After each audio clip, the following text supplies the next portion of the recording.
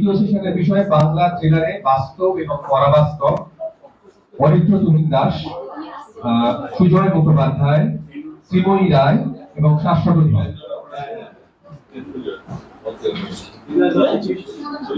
এই সেশনটা পরিচালনা করবে অরিত্র তুহিন দাস।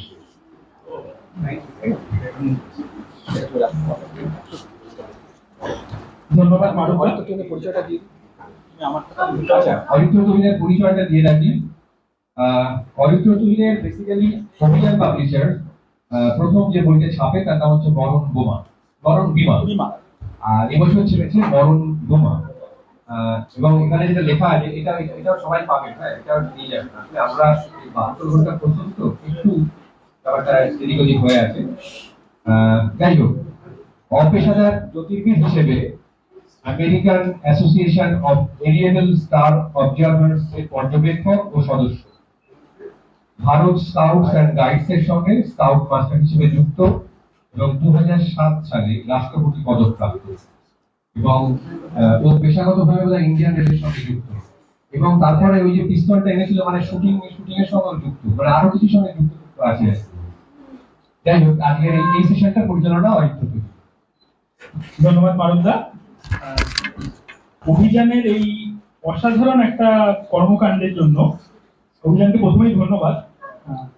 আমি আমার সহ বক্তাদের বসার জন্য অনুরোধ করছি। আমি অরিত্র তুহিন দাস, আমার সাথে আছে আজকে সুজয় মুখোপাধ্যায়, শ্রীময়ী রায়, শাশ্বত ধর। আমরা প্রত্যেকের সাথে একটু পরিচয় করে নেব। প্রথমে যাচ্ছি সুজয় মুখোপাধ্যায়ের সাথে। পরিচয়টা সেটা নিই।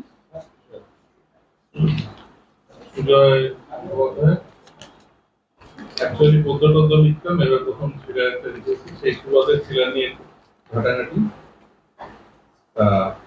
আজকের যে সাবজেক্টটা আছে ওটাতে পরাবাস্তববাদ, বাস্তব ও পরাবাস্তববাদ ইন বাংলা থ্রিলারে।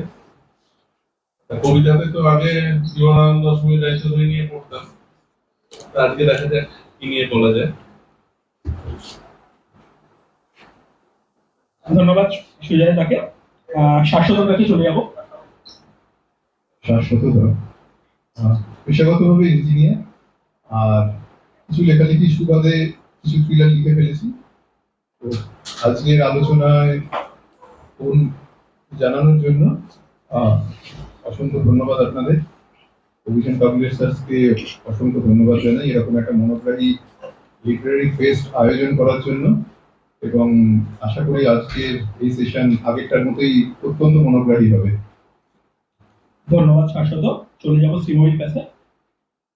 নমস্কার, আমি শ্রীময়ী রায়। আমি কোনো লেখিকা নই, আমি পেশাগতভাবে হচ্ছে একজন শিক্ষিকা এবং লেখার একজন পাঠক। অভিযানের সাথে আমার পরিচয় থ্রিলার পড়া নেই, সাথীদের সাথে সেই নিয়েই আলোচনা। আমার একটা ইউটিউব চ্যানেল আছে যেখানে আমি বাংলা বই নিয়ে কথা বলতে ভালোবাসি, এবং সেখানে থ্রিলার নিয়ে বা যে কোনো ধরনের উপন্যাস বই নিয়ে আমি কথা বলে থাকি। হয়তো সেই কারণেই আজকে আমাকে এখানে সাথে দিয়েও মানুষটা আহ্বান জানিয়েছে, এবং তার জন্য আমি সত্যি তাদের কাছে কৃতজ্ঞ যে এরকম ভালো একটা অনুষ্ঠান হচ্ছে এবং তারা যে পথ প্রদর্শক হয়েছে এরকম একটা অনুষ্ঠানে, সেখানে আমি একটা অংশ হতে পেরেছি। ধন্যবাদ সবাইকে।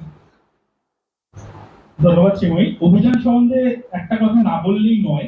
অভিযান বাংলা সাহিত্যে অনেক কিছুতেই প্রথম। যেরকম প্রকাশনার 2 দশকের মধ্যে প্রথমবার থ্রিলার লিড ফেস্ট হচ্ছে কলকাতায়। তো আমি আমার সহ বক্তাদের কাছ থেকে প্রথমেই জানতে চাইবো যে থ্রিলার কি, মানে থ্রিলারের বাংলাটা কি। প্রচেতদা ছিলেন এখানে, তার সাথে শুদ্ধেন্দুদা ছিলেন, দিদিও ছিলেন। তো থ্রিলারের বাংলা ওয়ার্ড কিন্তু আমরা এখনো জানি না। আশা করবো বাংলা থ্রিলারের প্রথম লিটারেচার ফেস্ট থেকে আমরা তার বাংলা প্রতিশব্দ একটা বার করতে পারবো। এবং তারপরে যেটা জন্য আমি বলতে চাইছিলাম সেটা হচ্ছে যে অভিযানের সাথে আমার প্রথম পরিচয় আমি যখন মোহাম্মদ নাজিমউদ্দিন, বিশেষ করে যার জন্মদিন নিয়ে আমাদের এই প্রোগ্রামটা শুরু, তার বইগুলো যখন আমি নেট থেকে ডাউনলোড করে নিয়ে ট্যাবে পড়তাম। বাংলাদেশ থ্রিলারেও যেরকম আমাদের থেকে এগিয়ে আছে, পাইরেসিতেও এগিয়ে আছে, আমার বলতে কোনো বাধা নেই। এবং সত্যি কথা বলতে ড্যান ব্রাউনের অনুবাদ, সেটা 1 সপ্তাহের মধ্যে বাংলাদেশে অনুবাদ হয়ে যায় এবং সেটা তার 1 সপ্তাহের মধ্যে বাংলা পিডিএফে চলে আসে। সেখান থেকে নিয়ে ডাউনলোড করে পড়তাম। পড়ার পরে যখন নাজিমউদ্দিনের মৌলিক থ্রিলারগুলো এলো, তো আমি তখন কলকাতায় খুঁজে বেরিয়েছিলাম বইটা কোথায় পাবো। অভিযান থেকেই প্রথম পেয়েছিলাম, এবং সেটা বাতিঘরের লোগো দেয়া। তো রবীন্দ্রনাথ এখানে কখনো খেতে আসেননি, আমার কাছে বাতিঘরের লোগো দেওয়া বই আছে। তারপর যে বাংলা থ্রিলার যে আমরা ওইভাবে না কিনে বা পশ্চিমবাংলায় পাবলিশ হয়ে কিনতে পারছি, এটা অভিযানের আমি একটা মনে করি বড় সাফল্য। তো তারপরে আমরা যে বিষয় আসি যে বাংলা থ্রিলারের বাস্তব এবং পরাবাস্তব। এক্ষেত্রে আমি অবশ্যই আমার সহ বক্তাদের কাছে আগে যাব। তা আমি একটু বলে দিই, থ্রিলারে বাস্তব বলতে একদম বাস্তববাদী থ্রিলার হিসেবে আমি যেটাকে মনে করি সেটা হয়তো নারায়ণ সান্যালের পিকে বাসু সিরিজ। বাদ বাকি আমিও যেটুকু লিখেছি একদমই নগণ্য লেখা, বা যেটুকু অনেক মহারথী রথীদের লেখা পড়েছি, হয়তো বিতর্কিত বক্তব্য, কিন্তু সব যেখানে গিয়ে শেষ হয়ে যাচ্ছে, অপরাধীকে একটা ধরে নিয়ে চলে আসছি, তারপরে কি হচ্ছে সেটা কিন্তু পিকে বাসু সিরিজে আমাদেরকে দেখিয়েছে। তো বাস্তবটা আমার মতে কিন্তু পিকে বাসু সিরিজটাই হচ্ছে আমাদের কাছে বাস্তবের একটা মাপকাঠি, যেখানে আমাদের লিগ্যাল পয়েন্ট অফ ভিউ থাকছে। গোয়েন্দা সাহিত্যের ডিডাকশনটাই শেষ কথা নয়, সেটা প্রমাণ করাটাও একটা খুব বড় কথা। এবং ইন্ডিয়ান এভিডেন্স অ্যাক্ট বা আমাদের এই যে ধরনের লিগাল যে সিস্টেমগুলো আছে, সেই সিস্টেমের উপর দাঁড়িয়ে আদেও সেই এভিডেন্স গুলো কালেক্ট করছে কিনা, আমার মনে হয় ফেলুদার যে কোনো গল্প ইন্ডিয়ান এভিডেন্স অ্যাক্টে দাঁড়াবেই না। কিন্তু গোগ্রাসে গিলেছি। তো বাস্তব কোথায় সেই গল্পগুলোতে আমার মনে হয় বাস্তব থেকে অনেকটাই সরে আসা হয়েছে, কিন্তু পরাবাস্তবও নয়। পরাবাস্তব আমার কাছে হচ্ছে তারানাথ তান্ত্রিক, ওটা একটা পার্ট। মানে পিকে বাসু যদি এরকম থাকে, বাস্তবে পরাবাস্তবে হচ্ছে তারানাথ তান্ত্রিক, সেখানে কোনো লিগাল নেই, কিচ্ছু নেই, শুধুমাত্র পরাবাস্তব, হাইপার রিয়েলিটি। তো সেই ছাড়া এছাড়া মানে বাস্তব আর পরাবাস্তব এর যে সীমারেখাটা, আর কোন জায়গাগুলোকে আরো বেশি পরাবাস্তব বা বাস্তব ভাবা হচ্ছে, আমি সেগুলোই আমার সহ শ্রোতাদের কাছে আগে বক্তাদের কাছে আগে চলে যাবো।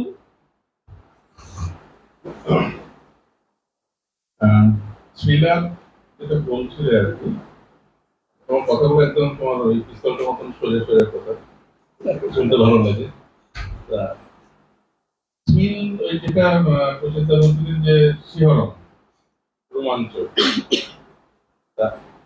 একটা রান্নাঘরে যেমন থাকে না, একটা মৌরি আছে, ধনে আছে, জিরে আছে, মেথি আছে, কালো জিরে, এবার সবকিছু মিলিয়ে দিলে ওটার নাম দিলে পাঁচফোড়ন।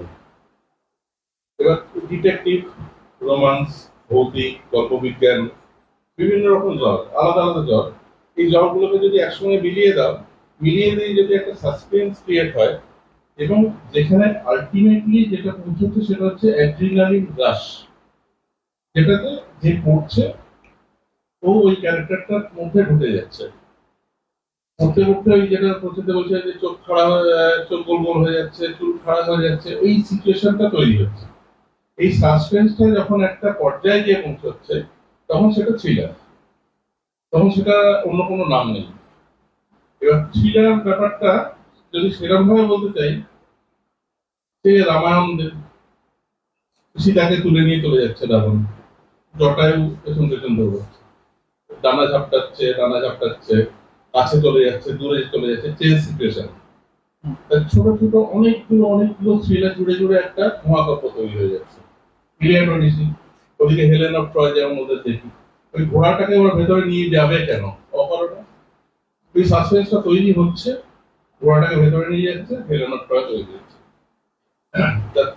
এরকম ভাবে থ্রিলারকে আলাদা একটা স্ট্যাম্প করার থেকে আমরা যদি এরকম ভাবি যে প্রত্যেকটা লেখার মধ্যে কোথায় থ্রিলার উপাদানটা আমি পাচ্ছি, তা সেটা হচ্ছে বেশি জায়গা, ঠিক নেয়ার জায়গা, এবং যেখানে আমি ওই যে একটা বলে না সম্পৃক্ত হয়ে যাওয়া, নির্লিপ্ত থাকা, তার নির্লিপ্ত না থাকতে পেরে আমি পার্ট অফ দ্য ক্যারেক্টার্স।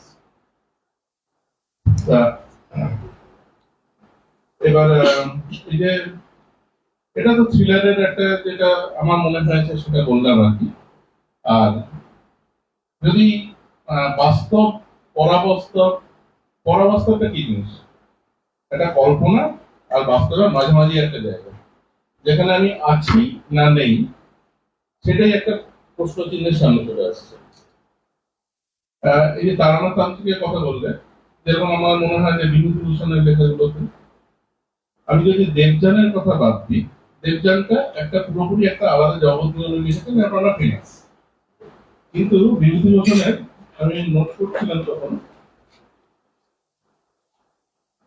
যে দৃষ্টি প্রদীপ বলে একটা লেখা পড়েছিলেন, তা ওটা কিন্তু ওই সুরিয়ালিজম নিয়ে লেখা। কোথায় গিয়ে যে এই বাস্তব জগৎ আর পরবাস্তব জগৎ মিলে যাচ্ছে, সেই গণ্ডিটা খুব আবছা হয়ে যাচ্ছে। শ্যামল গঙ্গোপাধ্যায়ের লেখা, শ্যামল গঙ্গোপাধ্যায় থ্রিলার লেখক বলে কেউ বলে না, কিন্তু কুবেরের বিষয় আশয় বলে আমার খুব প্রিয় একটা লেখা আছে। ওতে একটা সাপের ক্যারেক্টার আছে। ওই যে সাপের ক্যারেক্টারটা, ওটা কখনো মনে হবে যে ওটা আমার ভেতরের মানুষটা, কখনো মনে হবে ওটা আমাদের সমালোচক, যে আমাকে লক্ষ্য করছে যে আমি কোথায় ভুল করছি, কোথায় ঠিক করছি, এবং কোথায় আমি পা ফসকাতে পারি। এই জিনিসগুলো নিয়ে যখন আমরা ভাবতে আরম্ভ করবো, তখন দেখবো যে আমি একটা শ্যামল গঙ্গোপাধ্যায়, যিনি থ্রিলার লেখক হিসেবে কোনোদিন পরিচিত নয়, তিনি একটা থ্রিলার লেখকের পর্যায়ে পৌঁছে গেছেন আমার কাছে। আর আগের পর্যায়ে যাদের সম্বন্ধে কথা হচ্ছিল, যেমন যে বাংলাদেশের কথা বলছিল, যেটা এই যে মোহাম্মদ নাজিরুদ্দিনের কথা বলে, তা ওনার এই যে আগে বলছিল যে 1952, ডেফিনেটলি ওটা যেখান থেকে শুরু হয়েছে, সেই ডেসক্রিপশন থেকে ওটাকে থ্রিলারের ওরকম একটা সত্যি একটা অ্যাড্রিনালিনের রাশ হত দিতে পারে, সেই জায়গাটা পৌঁছবে, এটা কিন্তু প্রথমটা পড়ে বোঝা যায় না। আবার এই যে থ্রিলার কোথা থেকে শুরু হচ্ছে ওনার লেখা, সেটা হচ্ছে নাম থেকে। রবীন্দ্রনাথ এখানে কখনো খেতে আসেনি। আরে রবীন্দ্রনাথ এখানে খেতে আসেনি, রবীন্দ্রনাথ আসেনি তো আসেনি, তাতে আমার কি লাগাবে? কিন্তু এইটা যে একটা নাম হতে পারে, এই নামটা থেকে ওটা কিন্তু জনপ্রিয়তা শুরু। কেন রবীন্দ্রনাথ কথাটা কেন আনলো কথাটা?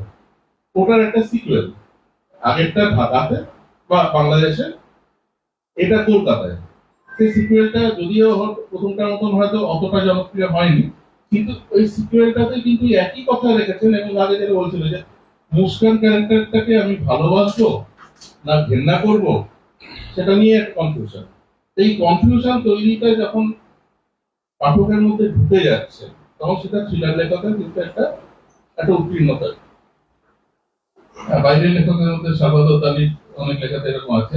বাংলা থ্রিলারের কথাতে আমরা যেটা ঢুকছিলাম আর কি, তা এবং আর মনে হয় যে শীর্ষেন্দু মুখোপাধ্যায় বা সত্যজিৎ রায়ের শঙ্কুর লেখাগুলো, ওগুলো তো একটা কল্প বিজ্ঞানের কিন্তু হলো থ্রিলার। ওগুলোতে কিন্তু এই যে হ্যাঁ পরাবাস্তব, একটা গ্লোবের মধ্যে একটা পৃথিবী তৈরি হচ্ছে, একটা জগৎ তৈরি হচ্ছে, একটা ছোট্ট একটা ছোট্ট একটা ভুল থেকে একটা মানুষ বড় হচ্ছে, বড় হয়ে মরে যাচ্ছে। এটা পরাবাস্তব ছাড়া তো অন্য কিছু নয়। হ্যাঁ, একটা সিচুয়েশন তৈরি করছেন উনি, এবং আমি কিন্তু এই সিচুয়েশনটার মধ্যে ঢুকে পড়ছি। লেখাটা টোকা কিনা, লেখাটা অন্য কোনো গল্পের থেকে অনুপ্রাণিত হওয়া কিনা, সেটা আমার ভাবার দরকার নেই। আমি বাংলা সাহিত্যে আমি লেখাটা পেয়েছি এবং আমার ভালো লেগেছে, আই ওয়াজ থ্রিলড। তাই একটা থ্রিলার। অন্যরা কিছু একটু বলুন। ধন্যবাদ সুজয় দা, একটা খুব দুর্দান্ত ইনসাইট আমরা পেলাম। রামায়ণ থ্রিলার, এপিক, হয়তো সমস্ত এপিকই থ্রিলার, তাই তো? অনেকগুলো থ্রিলার নিয়ে জুড়ে জুড়ে তৈরি হচ্ছে, একদম একদম। রাম রাবণের যুদ্ধটাও তো থ্রিলার, ভীষণ রকম থ্রিলার। ঠিক আছে, একদমই। এই এই দেশটা ধরে রেখে শ্রীময়ের কাছে যাব। নমস্কার সবাইকে। থ্রিলার বলতে সবাই যেটা বললো, যে যে লেখা পড়ে আমরা থ্রিল অনুভব করি, উত্তেজিত হই, রোমাঞ্চ বোধ করি, সেটাই এক কথায় সহজভাবে বলতে গেলে থ্রিলার। এখন আজকের যে প্রসঙ্গটা আমাদের এই সেশনে, বাস্তব এবং পরাবাস্তব। বাস্তবতা বলতে ঠিক কি বুঝি? আমার মনে হয় থ্রিলার থ্রিলার যে বিষয়টা, সেটাও খানিকটা মানুষের জীবনের গল্পই বলে। সেটা অন্যভাবে বলছে, হয়তো সামাজিক উপন্যাস থেকে সেটা আলাদা, কিন্তু আদবে সেটা মানুষের জীবনের গল্প এবং তাকে ঘিরেই একটা লেখা। এবং মানুষের জীবনের যখন প্রসঙ্গ আসছে, তখন তার কিছু জিনিস যে বাস্তব থেকে আহরিত হবে, এটা খুবই স্বাভাবিক। একজন লেখককে এর মাথায় হঠাৎ করে কোনো একটা প্লট আসলো। এই প্লটটা কেন আসলো? সে হয়তো খবরের কাগজে কোনো একটা ঘটনা পড়েছে, বা তার সামনে এমন কিছু সংঘটিত হয়েছে যেটা দেখে তার মনে হয়েছে এর পরবর্তীতে কি ঘটতে পারে। তো সে সেই একটা ছোট্ট বিষয়কে নিয়ে কোনো একটা লেখা শুরু করলো। তো স্বাভাবিকভাবে এখানে তো বাস্তবতা রয়েছে, কিন্তু এরপর গল্পটা যেভাবে এগোচ্ছে সেটা সম্পূর্ণ লেখকের ইচ্ছা এবং তার কল্পনা। এখানেই খানিকটা পরাবাস্তবতার প্রসঙ্গ চলে আসছে, যে বাস্তব থেকে যদি নিয়ে পুরোপুরি লিখে দিতাম তাহলে সেটা তো কেস ফাইল হয়ে যেত। তার মধ্যে কি সাহিত্য রস থাকতো? আমার মনে হয় না সেইভাবে সাহিত্য রস থাকতো। কিন্তু যখন থ্রিলার উপন্যাসের প্রসঙ্গ আমরা তুলছি, তখন সেখানে অবশ্যই কিছু রসাস্বাদনের ব্যবস্থা লেখক করে রেখেছে, যেটা করলে আমাদের মনটা আনন্দিত হচ্ছে এবং আমরা আর পাঁচজনকে বলছি যে ওটা পড়ে দেখিস, ওটা কিন্তু একটা দারুণ লেখা। কারণ সেটা আমাদের কোথাও একটা আমাদের ভেতরকে আন্দোলিত করছে, আমাদেরকে ভাবাচ্ছে, আমাদেরকে আরো বেশি পড়তে সাহায্য করছে। তো সেখানে অবশ্যই কিস ফাইলের মতো লেখা হবে না, সেখানে সাহিত্য রস থাকবে। বাস্তব ছাড়াও কিছু কল্পনা বা কিছু ঘটনার এমন ঘনঘটা থাকবে যা আমাদেরকে আনন্দ দেবে। তো আমার মনে হয় থ্রিলার মানে বাস্তব এবং কল্পনা, এই দুটো সহজ এবং সুন্দর মিশ্রণ, যেটা একটা সুন্দর সাহিত্য সৃষ্টি করতে পারে। অনেকেই উদাহরণগুলো দিয়েছে, কিন্তু আমার মনের মধ্যে ওইগুলোই আসছে। সেটা হচ্ছে মোহাম্মদ নাজিমুদ্দিন নাইজির 1952, যেটা আমার খুবই প্রিয় একটা লেখা।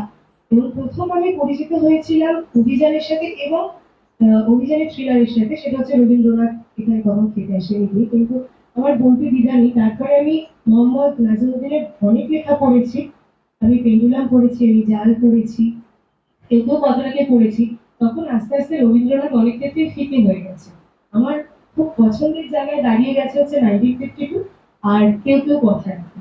যেটা আগের সেশনে একজন বললেন যে কেউ কথা রাখে আসলে কিন্তু একটা ভালোবাসার উপন্যাসও বলা যায়, মানে খানিকটা লাভ থ্রিলার টাইপের। কেন বলছি?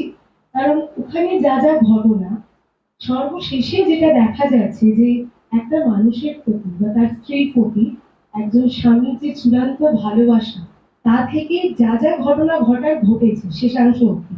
এবং যখন শুরু হচ্ছে তখন একটা বীভৎস রেপ সিকোয়েন্স দিয়ে শুরু হচ্ছে এবং খুনের একটা জায়গা দিয়ে শুরু হচ্ছে, যেটা স্বাভাবিকভাবেই থ্রিলার হলেই সম্ভব। মানে ওই যে দৃশ্য বর্ণনা করেছে ওটা যে যারা পড়েছে তারা বলতে পারবে যে এক কথায় যেমন অসাধারণ ওই জায়গার লেখাটা, তেমনই রোমাঞ্চকর এবং ভয় ধরিয়ে দেবে যে এরকম একটা মেয়ের সাথে ঘটেছে, এবং সেই দিয়েই লেখাটা শুরু হচ্ছে। তো স্বাভাবিকভাবে ওই যে উপন্যাসটিতে আরো অনেক কিছু রয়েছে। ওই উপন্যাসটিতে লেখক বলেছিলেন, ওই ভূমিকাতে পড়েছিলাম যে ওটা হয়তো সত্য ঘটনা অবলম্বনে, কিন্তু সত্যতা হলেও সেখানে লেখকের যে মুন্সিয়ানা, তিনি যেভাবে ভাষা মানে তৈরি করেছেন বা তার যে লেখনী শৈলী, সেখানে তো তার কল্পনা আছেই। তাই পুরো বাস্তব কখনোই কোনো সাহিত্যের এই থ্রিলারের ক্ষেত্রে আমার মনে হয় না হতে পারে। তা বাদে আমি আরো যদি অন্য প্রকাশনার কথা বলি, বিভার একটা সিরিজ আছে অভিলাষ, যেখানে শান্তনী পুততুল্যের অ্যাডাল্ট সিরিজের ফার্স্ট যেটা ছিল আমার খুব পছন্দের সর্বনাশী। এবার এখনকার দিনে কিছু থ্রিলার হয় যেগুলো খুব ইনফরমেটিভ, এটা নিয়ে একটু আগেও অনেক কথা হলো। ইনফরমেশন বেশি থাকলে অনেকের হয়তো পড়তে ভালো লাগে, কিন্তু সেই ইনফরমেশন বেশি একটা ব্যাপার আছে, মানে সেটাকে এমন করে লেখা যেটা আমাদের ইন্টারেস্টটাকে গ্রো করছে বা ধরে রাখছে, মানে বোর হচ্ছি আমরা পড়ি। সেটা হয়তো প্রচুর ঐতিহাসিক হোক কিংবা অন্য কোনো লেখা হোক, প্রচুর ইনফরমেশনের ঠাসা একটা লেখা, কিন্তু সেটা পড়ে তোমরা রোমাঞ্চিত হচ্ছে, আমাদের সেটা জানতে ভালো লাগছে, ইচ্ছে করছে। সেক্ষেত্রে ইনফরমেটিভ লেখা কেন ভালো লাগবে না? কিন্তু আহ, এই যে সায়ন্তনী পুততুল্যের যে লেখাটার কথা আমি বলছি, সর্বনাশিনী, এইটার যে ঘটনাকে কেন্দ্র করে, সেই ঘটনাটা খুব চেনা, একটা বর্ণ বিদ্বেষী ব্যাপার। সেখান থেকে একটা মেয়ের খুনি হয়ে ওঠা, মানে কিছু প্রতিশোধের কারণে, মানে প্রতিশোধ নেওয়ার কারণে তার এরকম খুন হলো। এইটা আমাদের খুব জানা জিনিস, যে বর্ণ বিদ্বেষ যেটা আগেও ছিল, এখনো হয়তো আমাদের সমাজে রয়ে গেছে। এটা একটা বাস্তবতা, কিন্তু তাকে কেন্দ্র করে যখন একটা গোটা উপন্যাস লেখা হচ্ছে, তখন সেখানে আরো অনেক মানুষের জীবন ইনভলভ হয়ে যাচ্ছে এবং সেখানে প্রচুর কল্পনার যেমন আশ্রয় রয়েছে, বাস্তবেরও অনেক কিছু রয়েছে। তা আমার মনে হয় থ্রিলারের এখানে গিয়ে সার্থকতা, যে থ্রিলার মানুষকে একটা লেখা যেটা মানুষকে রোমাঞ্চ বোধ করাবে, আনন্দ দেবে, এবং সেখানে লেখক তার মুন্সিয়ানায় বাস্তব এবং কিছু মাত্রায় পরাবাস্তব দুটো মিশেলে বা প্রপার মিশ্রণে আমাদের একটা সুন্দর সাহিত্য উপহার দেব। নমস্কার। ধন্যবাদ শ্রীময়ী। শাশ্বতের কাছে যাওয়ার আগে তোমার কাছে আরেকবার যাব। বাস্তব কল্পনা, কল্পনাই কি পরাবাস্তব? না, কল্পনাটাকে পুরো পরাবাস্তব বলছি না। কল্পনা তো আমরা অ্যাকচুয়ালি পরাবাস্তব বলতে বোঝাচ্ছে যে আমরা যেটা যে উপাদানগুলো আমাদের বাস্তবে, কিন্তু সেই উপাদানগুলো বাস্তব থেকে নিয়েও হয়তো স্বপ্নের মতো খানিকটা যে ঘটনাগুলো ঘটছে সেগুলো আসলে বাস্তব নয়। আমরা হয়তো একটা স্বপ্ন দেখছি, যে স্বপ্নে আমার ক্ষেত্রে বলছি, আমার পরিচিত অনেকে রয়েছে, কিন্তু সেখানে স্বপ্নে আমরা এমন কিছু দেখছি যেটা হয়তো বাস্তবে ঘটেনি, সেটা ঘটতে পারেও না, হয়তো সম্ভব না। যেমন স্বপ্নের ক্ষেত্রে একটা কথা খুব প্রচলিত আছে, স্বপ্নে গরু গাছে ওঠে। গরুটা তো আমরা চিনি, চারপাশে রয়েছে, কিন্তু গরু কি গাছে উঠতে পারে? খানিকটা এরকম, উপাদানগুলো হয়তো বাস্তব থেকেই নেওয়া, কিন্তু যে তাদের সম্পর্কে বা তাদের সম্পর্কে আমরা যেটা ভাবছি বা যেটা স্বপ্নে দেখছি সেটা আদতে সম্ভব নয়। এইটা খানিকটা পরাবাস্তব। ধন্যবাদ শ্রীময়ী। শ্রীময়ী রেজদরি শাশ্বতের কাছে যাব। বাংলা সাহিত্যে শ্রীময়ী যেরকম বাস্তবটা নিয়ে অনেকটা বললো, আমি আশা করবো পরাবাস্তবের উপর তুমি যদি একটু লাইট দিতে পারো। পরাবাস্তবে যাওয়ার আগে একটা জিনিস আমার মনে হয় আমাদের এখানে বলা ভালো, থ্রিলার প্রসঙ্গে আমরা যখন আসছি, থ্রিলারের মূল উপাদান হচ্ছে থ্রিল, গতি। এবং আমার মনে হয় থ্রিলারের জনপ্রিয়তা দিন দিন বাড়ছে কারণ মানুষের জীবনে গতি বাড়ছে। তো আমরা যে জীবনটায় বাঁচি সেই ধরনের উপাদান পেলে ভালো লাগে।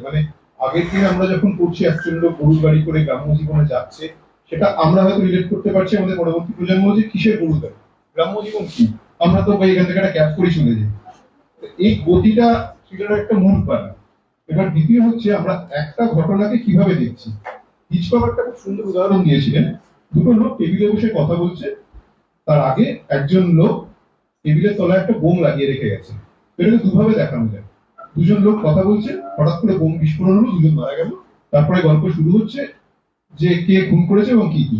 দ্বিতীয় হচ্ছে প্রথমেই দেখানো হচ্ছে বোমটা লাগিয়ে রেখে গেছে এবং কথা বলতে বলতে টাইম বোমের সময়টা কমছে।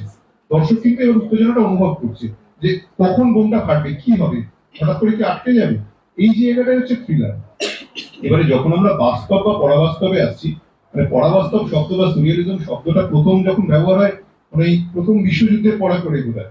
তো সেই সময় 1900 ওই সময়টা থেকে মানুষ ভীষণভাবে ডিস্টার্ব ও কল্পনার আশ্রয় নেওয়ার প্রবণতা আস্তে আস্তে বাড়তে শুরু করছে। এবং থ্রিলার, পরাবাস্তব বা অবাস্তব, আমি একটা গল্পের কথা বলতে চাই, সুনীল গঙ্গোপাধ্যায়ের লেখা কালো পর্দার অধিক, যে গল্পটার সাথে আমাদের পরবর্তীকালে ইনসেপশনের অনেকটা মিল, স্বপ্নের ভেতর ঢুকে স্বপ্ন চুরি করছে। এইটাকে আমরা কি বলবো, বাস্তব নাকি পরাবাস্তব? বা আমরা ধরি সত্যজিৎ রায়ের খগন। খগন গল্পটা শুরু হচ্ছে ভীষণ নর্মাল, ওখানে একজন সাধু বাবা থাকে, তার কাছে একটা সাপ পোষা আছে, এই অব্দি ঠিক আছে। হঠাৎ করে আমরা শেষে দেখছি ভূষণী বাবু সাপ হয়ে গেলেন। বা একইভাবে ফ্রিজ, একটা পুতুলকে পুঁতে রেখেছে, আচমকা দেখছে ভেতরটা 6 ইঞ্চি নরকঙ্কাল শুয়ে রয়েছে। এই জায়গায় কোথাও হয়তো বাস্তব আর পরাবাস্তবতার সীমানাটা অতিক্রম করে যাচ্ছি আমরা। আমার মনে হয় কল্পনা জগতে মানুষ যখন যে জিনিসটা কল্পনা করতে, সে যখন সেই জায়গাটায় বসবাস করতে শুরু করে, সে তার চারপাশের সারাউন্ডিংসটাকেই তার বাস্তব বলে ধরে নেয়। এবং আমার মনে হয় প্রত্যেক লেখক, যারা প্রত্যেকেই লিখেছেন, তারা সেই লেখার মুহূর্তটা হয়তো তার চরিত্রদের সঙ্গে বসবাস করেন। হয়তো মোহাম্মদ নাজিমউদ্দিন সেই মুহূর্তে মুস্তান জুবেরিকে দেখতে পাচ্ছে এবং সেই মুহূর্তে তার ওয়ার্ল্ডটা কিন্তু পরাবাস্তব, এবং তিনি সেখান থেকে যেটা ক্রিয়েট করছেন সেটা আমাদের কাছে, দর্শকদের কাছে, পাঠকদের কাছে কিভাবে আসছে সেটা সম্পূর্ণ পাঠকদের উপরে। পরাবাস্তব নাকি বাস্তব, পরাবাস্তব বাস্তব পুরোটাই কিন্তু আমাদের মনোজগতের খেলা। আমরা সেই মুহূর্তে কি ভাবছি। ধন্যবাদ। বাংলা থ্রিলারে বাস্তব এবং পরাবাস্তব, তো ব্যাপারটা হচ্ছে যে এখানে আমার সাথে সুজয় বাবু, সুজয়দা, শ্রীময়ী, শাশ্বত তিনজনই বলল। এখানে আমি একটা জিনিসই বলতে চাই যে পরাবাস্তব ছাড়া থ্রিলার মোটামুটি কিন্তু একটুখানি অবাস্তব একটা জিনিস। তার কারণটা হচ্ছে, এটা আমার পার্সোনাল অভিমত, যেটা শ্রীময়ী বলতে একটা কেস ফাইল টাইপের হয়ে যায়। বাট প্রত্যেকটা মানুষই তার বাস্তব থেকে বাঁচার জন্য যখনই সে পরাবাস্তবে আশ্রয় নেয়, তখনই সে ওই ক্রাইমগুলো করে থাকে, এবং সেগুলোই আমাদের কেস হিস্ট্রি, সেগুলোই আমাদের থ্রিলার।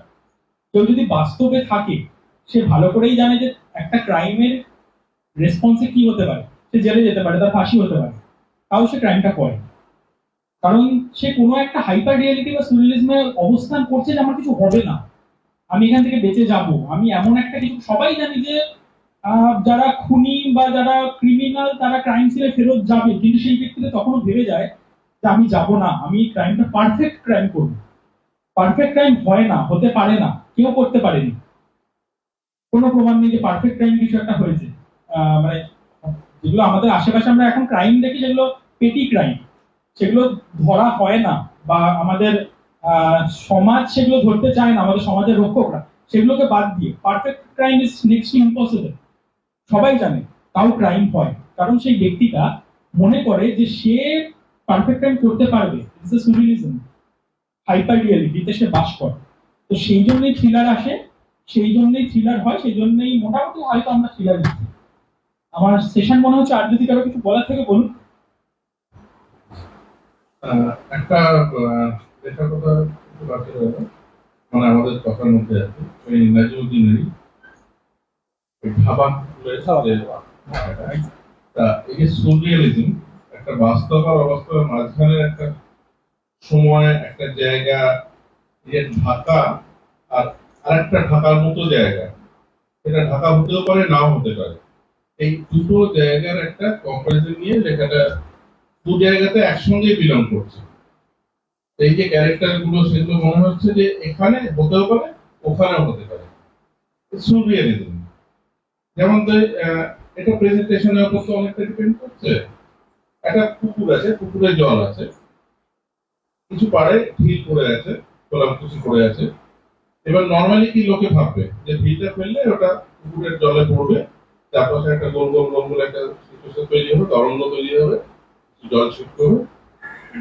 এবার সেই যদি কেউ ঢিলটাকে বাদ করে ছোড়ে, ওটা দু তিনটে বাদ যাবে, আর কেউ যদি খোলামকুচি তুলে নিয়ে ওটাকে ফেলে, তাহলে আমরা অবাক হয়ে যাবো যে এটা তাহলে ঢিলটা জলের উপর দিয়ে চলতেও পারে, ওটা ডুবেও যায় না।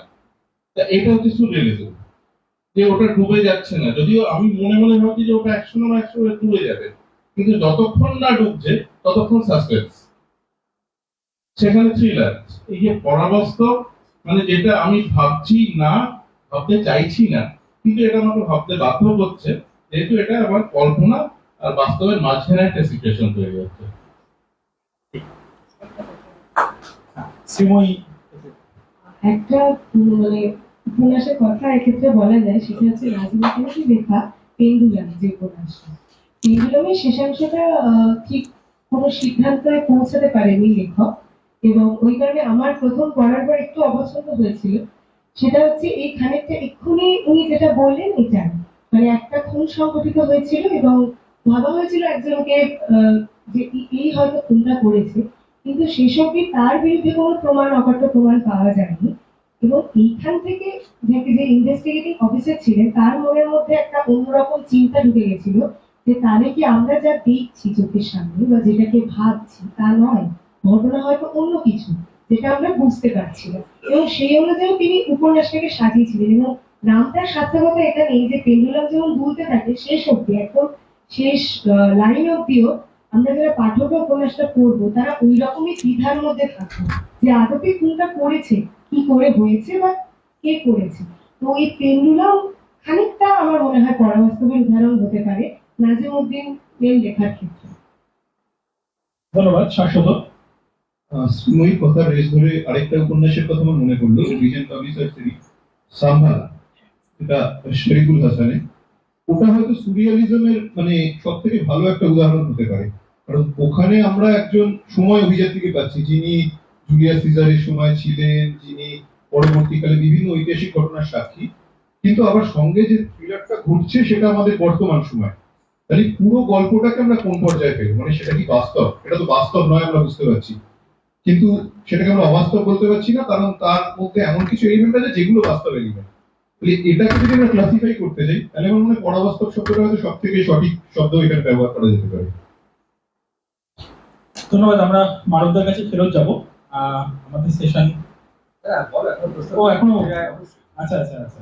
তো আমরা কি দর্শকের কাছেও যেতে পারি? তো হ্যাঁ, অবশ্যই, তাহলে এটা তো আরো ভালো। তো বাস্তব পরাবাস্তব নিয়ে দর্শকদের সাথে যদি কোন রকম আলাপচারিতা করা যায়, আমার মতে সেটা একটা বেশ বাস্তবিক ব্যাপার হবে। কেউ কিছু প্রশ্ন? আমার নিজেরই একটা প্রশ্ন আছে, বলি। হ্যাঁ হ্যাঁ, আর তার আগে আমার তোমার কাছে একটা প্রশ্ন আছে। আগে আমি শেষ করি। আচ্ছা, ঠিক আছে। ধরো তোমারই উপন্যাস থেকে বলছি, তোমারই থ্রিলার থেকে, মরণ বিমা। মানে মরণ বিমাটা আমি পড়তে পড়তে, যখন প্রথম পাণ্ডুলিপি এলো, পড়তে পড়তে মানে আমি সত্যি অবাক হয়ে গেছিলাম যে লোকে জীবন বিমা বেচে, এখানে মরণ বিমা বেচা হচ্ছে। মানে এই যে একটা, এবং টোটাল গল্পটার ভেতরে একটা বাস্তবতা, আবার শেষে গিয়ে আমরা দেখছি একটা কোথাও কি পরাবাস্তবতা যোগ হচ্ছে। এবং বরং যে বোমাতে পরবর্তীটাতে ওটাতে আরো বেশি করে ব্যাপারটা এসছে, পরাবাস্তবতা ব্যাপারটা। এই যে ভাবনাটা, এই ভাবনাটা তুমি কিভাবে পেলে সেটাও একটু জানা দরকার। আচ্ছা, প্রথম কথা বলে দিই যে থ্রিলার লিখবো এটা ভাবিনি, অন্যরকম লেখা শুরু করেছিলাম। তারপরে প্রথম থ্রিলার যেটা আমি পাঠিয়েছিলাম অভিযান পাবলিশার, থ্রিলার অভিযান 1 এর, আমি সবসময় বলি যে এটা ইনিংসটা শুরু করেছিল আমাকে দিয়ে, জানি না কেন। এটা হচ্ছে যে ধাঁধার আধার, ধাঁধার যে আধার। তো সেখানে আমি গল্পটা বহুদিন আগে শুনেছিলাম। গল্পটা এরকমই ছিল যে একটা ধাঁধা, এই ধাঁধাটা আমি পাঠকদের সাথে শেয়ারও করতে চাই। যে একটা গাড়ি যাচ্ছে, গাড়ি গিয়ে হঠাৎ করে একটা লেভেল ক্রসিং এ দাঁড়ালো, কিছু নেই, নর্মাল নেই, গাড়িটা চলছে, এসি গাড়ি, লেভেল ক্রসিং এ দাঁড়ালো, লোকটা গাড়ি থেকে নামলো, নর্মাল দাঁড়িয়ে আছে, অনেকক্ষণ লেভেল ক্রসিং পড়ে আছে। একটা ট্রেন আসছে, ট্রেনটা আসছে আসছে আসছে, ট্রেনটা হঠাৎ করে সামনে দিয়ে চলে গেল। লোকটা গাড়ির দরজা খুললো, বন্দুক বার করলো, নিজেকে শুট করলো। কেন? এই ধাঁধাটা আমি বহুদিন আগে শুনেছিলাম, এটা আমার ধাঁধা নয়। কেন? তো তখন আমার মাথায় একটা জিনিস এসেছিল যে সাউন্ডটা কোনো কারণে তাকে ডিস্টার্ব করে থাকতে পারে, বা সে কোনো কারণে, তাকে কোনো কমেন্ট দেওয়া যে গেছে, আমরা তো কমেন্টের দাস, আমরা সবসময় কমেন্টেই চলি, লাল লাইট গাড়ি যাও, সবুজ লাইট এগিয়ে যাও। তো তাকে কোনো কারণে কমেন্ট দেওয়া গেছে যে এরকম একটা সাউন্ড শোনার পরে, সাউন্ড শেষ হওয়ার পর তুমি নিজেকে গুলি করবে। তখন আমি কমেন্টটা কি করে দিতে হয় সেটা খুঁজতে গিয়ে হিপনোটিজমে যাই। হিপনোটিজম খুবই সুরিয়াল জিনিস। দিদিও ছিলেন, দিদির বক্তব্যের সময় আমরা শুনেছিলাম যে হিপনোটিজম একটা টোটালি মানে ফেক ব্যাপার। আমি যত হিপনোটিজম নিয়ে পড়েছি, অ্যানিমাল ম্যাগনেটিজম থেকে শুরু করে, যখন থেকে হিপনোটিজম, মেসমারাইজ যে কথাটা, হিপনোটিজম মানে মেসমারাইজ কথাটা একজন ভদ্রলোকের নাম থেকে এসেছে, জেমস মেসমার, অ্যান্থন মেসমার, সরি অ্যান্থন মেসমার। তো ব্যাপারটা হচ্ছে যে উনি এই যে হিপনোটিজম বা মানুষকে তার মনের মধ্যে ঢুকে তাকে ঠিক করার একটা চেষ্টা, সেখান থেকে ব্যাপারটা এসেছে। তখন আমি ভাবলাম মানুষকে যদি ঠিক করা যায়, প্রথম কথা হচ্ছে অ্যাজ এ থ্রিলার পাঠক হিসাবে আমি এটা মেনে নিতে পারি না যে যারা ভিলেন তারা সবসময় ধরা পড়বে। It's impossible. আমি নায়ক কালচারে বিশ্বাস করি না, নায়ক হতে পারে না। ভিলেনরাই পৃথিবীর চালাচ্ছে, নায়করা কোথাও তাদেরকে ধরতে পারে, ম্যাক্সিমাম টাইম পারে না। ভিলেনরাই পৃথিবী চালাচ্ছে। অল আর ভিলেন্স। যারা হোয়াইট কোট পরে, মানে হোয়াইট টাই পরে আছে, রেড টাই পরে আছে, মেবি বিতর্কিত কথা, যারা পার্লামেন্টে আছে, যারা বিধানসভায় যাচ্ছে, যারা বড় বড় ব্যবসা করে, সবাই ভিলেন। কারণ তারা হিরো নয়, কেউ হিরো নয়। আমি হিরো কালচারে বিশ্বাস করি না। তো আমি চাইছিলাম আমার ভিলেন মানুষকে ডিস্টার্ব করবে। আমরা ভিলেনের একটা সবচেয়ে বড় উদাহরণ পেয়েছিলাম জোকার, যখন ডার্ক নাইট রিলিজ হয়েছিল। ডার্ক নাইটের জোকার, যখন ডার্ক নাইটের মানে যখন ব্রুস ওয়েন জানার চেষ্টা করছে যে জোকার এরকম কেন করছে, ও যখন ওর বাটলারের সাথে কথা বলছে, তখন বাটলার বলছে যে আমরা এরকম একটা, যখন আমরা আর্মিতে ছিলাম, আমরা এরকম একটা জায়গায় গেছিলাম যেখানে গিয়ে দেখলাম যে some people wants to burn, তারা জায়গাটাকে ধ্বংস হতে দেখতে চায়, তারা কিছু চায় না, তারা ওখান থেকে কিছু চায় না। জোকার যখন সবার টাকা পয়সা জমিয়ে এনে জ্বালিয়ে দিয়েছিল, আমারও থিঙ্কিংটা ওখানে ছিল যে একজন ক্রিমিনাল তৈরি করা যাকে ধরা যাবে না। আমি এখনো বলছি পারফেক্ট ক্রাইম হয় না, কিন্তু আমি এখনো বিশ্বাস করি আমার ভিলেনকে আমার হিরো ধরতে পারবে না। এখান থেকে আইডিয়াটা এসছে, এখান থেকেই মরণ বিমা এসছে। মানুষের মৃত্যুকে বেচা।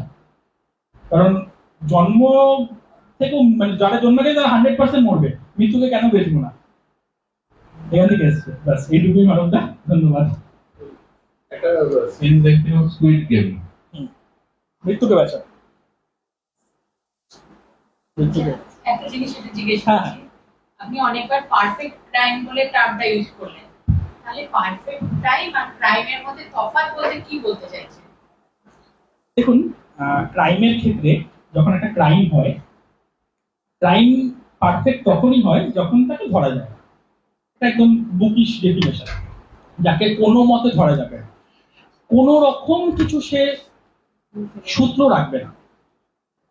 ক্রাইম হতেই পারে, ক্রাইম একটা বন্দুক তুললাম, মাথায় ঠেকালাম, মেরে দিলাম, থ্রিলারগুলোয় যেটা আছে যে কিছু না কিছু কিছু না কিছু কোথাও না কোথাও একটা সূত্র রেখে যাচ্ছে।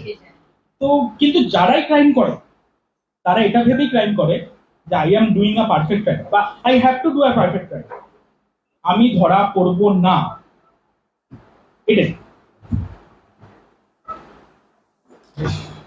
তাহলে সেশন, আর কোনো প্রশ্ন? হ্যাঁ, মানবদের কাছে আমার যেটা প্রশ্ন ছিল, হ্যাঁ হ্যাঁ, থ্রিলার তো ইংলিশ নাম, থ্রিলার ফেস্ট থেকে যদি আমরা একটা থ্রিলারের বাংলা প্রতিশব্দ বার করতে পারি কেমন হয়? অসুবিধা কিছু নেই, তবে রহস্য রোমাঞ্চ এই টার্মটা কি থ্রিলার? মানে আমরা সাসপেন্স ওই পর্যায়ে সাসপেন্স আচ্ছা, একটা কথা বলছি, এখানে যে লিড ফেস বলে কথা আছে, এটা কি শুধু সাহিত্য নিয়ে আলোচনা? কারণ আমাদের থ্রিলার যে এসছে, থ্রিলারটা আরো অনেকগুলো মাধ্যম আছে, মানে এখন আমরা অডিও স্টোরির মাধ্যমেও দেখছি, অডিও স্টোরি লিটারেচার।